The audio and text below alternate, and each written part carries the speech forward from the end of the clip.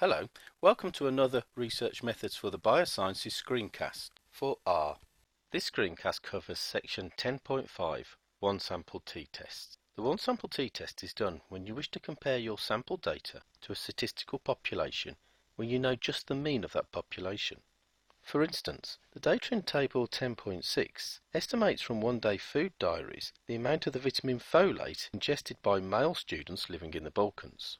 We wish to ask if the sample data is consistent with the estimated UK mean intake for folate of 150 micrograms per day.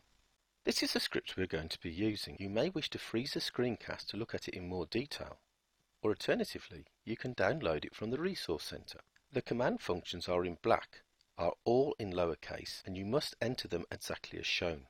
The lines in green are notes to help your understanding of how the script flows. The words in blue are variable names and can be changed to suit your data, but you must be consistent in spelling and the use of lower and uppercase letters.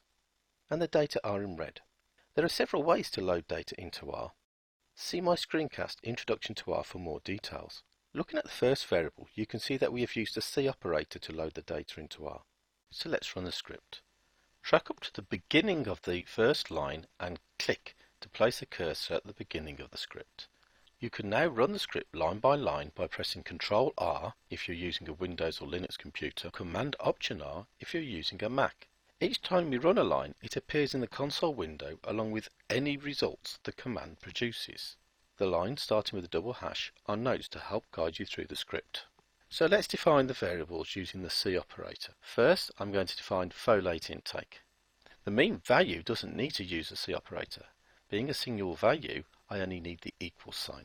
So let's do the test. The test I'm going to run is the t.test, and I'm indicating it's a one sample test by using the attribute mu and setting it equal to the mean value. We can see that R has given a p-value of 0.01247. So what is the meaning of the p-value? A p-value of 1 means we can accept the null hypothesis as true, whereas a p-value of 0 means we can accept the null hypothesis as untrue.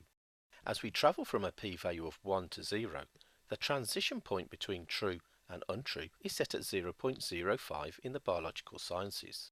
The smaller the p-value below 0.05, the more confident we can be in rejecting the null hypothesis. A p-value of 0.01247 is below our transition value of 0.05. Suggesting the result is significant and that we can reject our null hypothesis, and that there is a difference between the daily intake of folate in male students from the Balkans whilst living at home compared to the mean intake in the UK. I hope you found this screencast helpful. For further information on how to use this test, or the theory behind it, then please consult the book. More information on how to use the program to perform the test can be found in our online web guides located in the Resource Centre. Thank you for listening.